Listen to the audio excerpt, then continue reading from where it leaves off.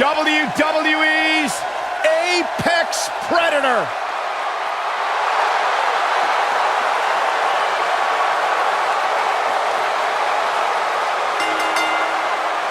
The following contest is a last man standing match and is for the WWE Undisputed Championship.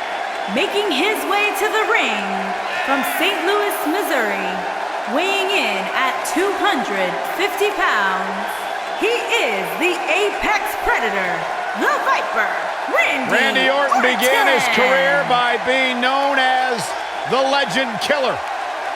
Randy Orton is now simply a legend.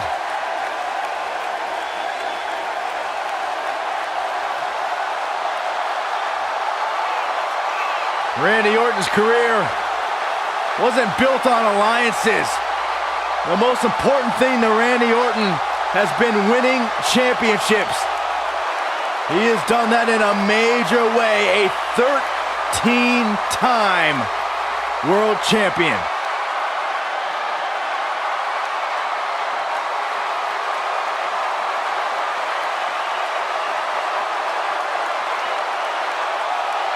Randy recently etched his name in history as one of WWE's few Grand Slam champions, and the Viper has shown no signs of slowing down.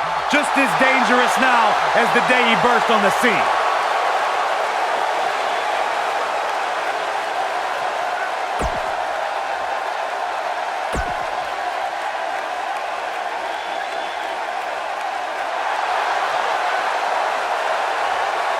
The Hall of Famer is here!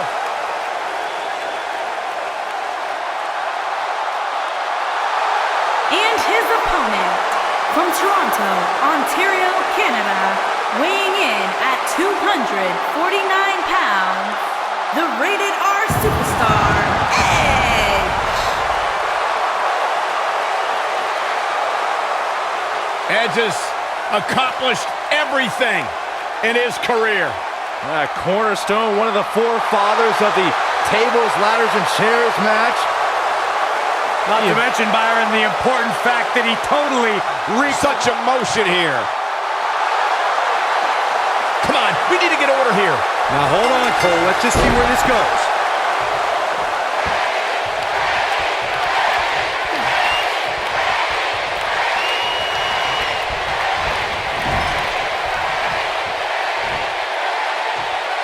Oh, what incredible power! Wow, what a vertical suplex!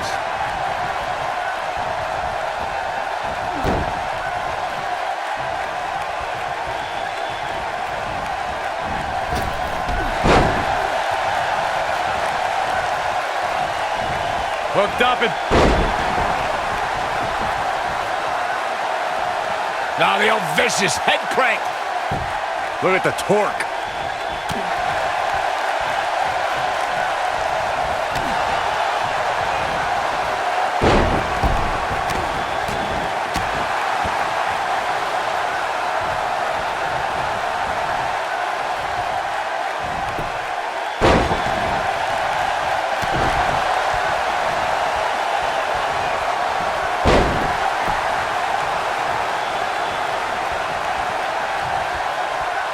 Randy Orton might be the most successful third-generation wrestler in WWE history. The Orton family has been a fixture in wrestling for over 50 years, competing in main events from the 1960s all the way to today. Yeah, Cole, it all started with Randy Orton's grandfather, Bob Orton Sr., who competed in the NWA and AWA, even took on Bruno Sammartino in New York City. You both started the Orton family tree with the discussion of Bob Orton Sr., but Randy's father, Cowboy Bob Orton, has an impressive pedigree too as a WWE superstar, including being in Roddy Piper's corner during major matches at the first two WrestleManias. As great as his father and grandfather were, Randy brought the Orton name to even greater heights with multiple WrestleMania main events and over a dozen WWE Championship reigns. You can't help but marvel at Edge and the Hall of Fame career he's put together. 31 total championships, first ever Money in the Bank winner, and one of the most decorated tag team performers in WWE history. Oh! Knocked him right off his feet. Yeah, no kidding.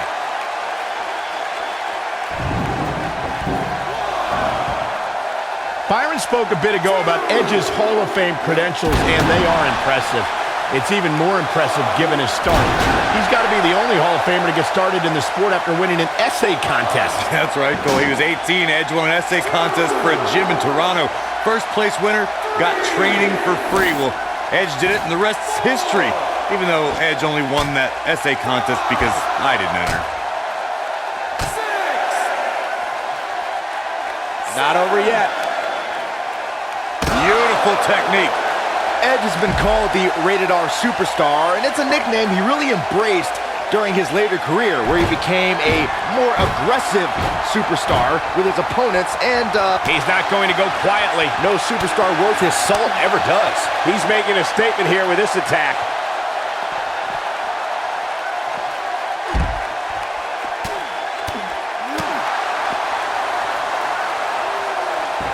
Byron mentioned Edge's persona as the Rated R Superstar. You need only to watch his hardcore brawls with McFoley to see how down and dirty Edge can get. As for what Byron called romantic, there's Edge and Lita's live celebration from 2006. Oh, you're forgetting the key ingredient of the Rated R Superstar, and that's that goof Tony Chimmel's voice cracking every time he introduced Edge. Let's just say I'm happy JoJo did the ring announcing tonight.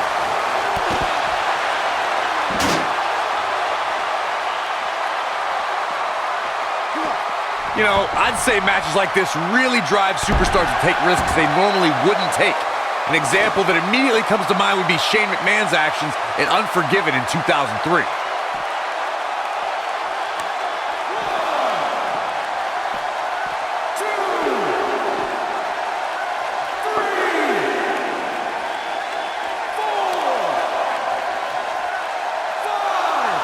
To elaborate more than that Unforgiven 2003 match Corey was talking about, that night we saw Shane leap off the top rope of the Unforgiven set down toward his opponent Kane. And unfortunately for Shane, however, Kane moved at the last moment, and it was all academic from there. The referee could have counted to 100. Shane was not getting up. Incoming. Oh boy, he is rolling.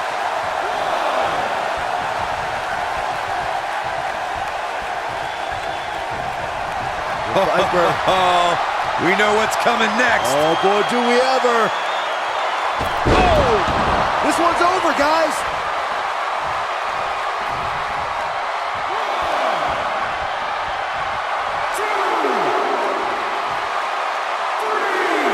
I'm no mathematician, guys, but by my calculations, a last man standing match is more than 3 times as brutal. Randy Orton and RKO. Game, set, match. This one is over. Come on, let the ref do his job. Going all the way up. And there are those biting, icy eyes, the venomous look of Randy Orton. On the topic of traditional matches versus last man standing matches, Corey makes a great point. In matches such as this, you have to keep your opponent down for a count of 10. Counter here. Oh, and he reverses it. Man, let the ref do his job.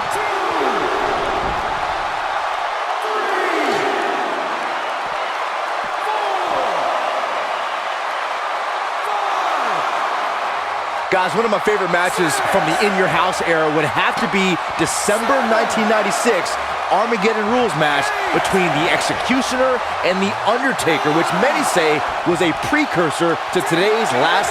Yes! Unreal performance.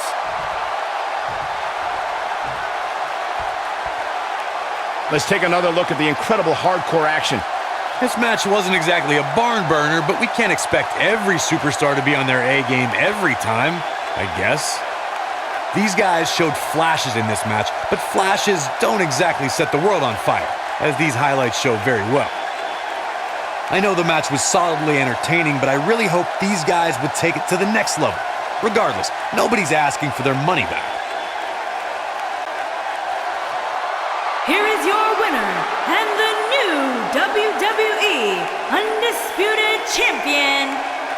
is the Apex Predator, the Viper, Randy Orton. And Orton walks away with a win. You can bet there's going to be a celebration tonight. We may be in New Orleans tonight, but I assure you there was nothing easy about that win right there.